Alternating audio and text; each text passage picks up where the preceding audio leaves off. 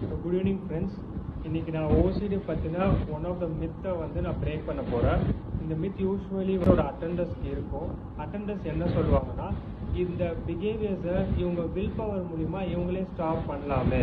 For example, ஒருத்தருக்கு ஓசிடினால அவர் திரும்ப திரும்ப ஹேண்ட் வாஷ் பண்ணிட்டு இருக்காரு அப்படின்னா, அவங்க பேரண்ட்ஸ் வந்து அவங்க அட்டெண்டர்ஸ் கேர்டேக்கர்ஸ் இந்த பிஹேவியரை இவங்களே வில் பவரில் ஸ்டாப் பண்ணலாமே அப்படின்னு சொல்லுவாங்க.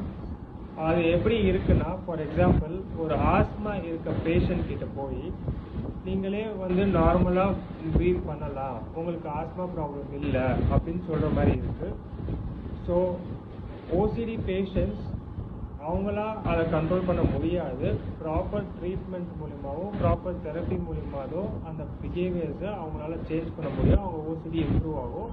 So there is no point in telling OCD patients to control their behaviors.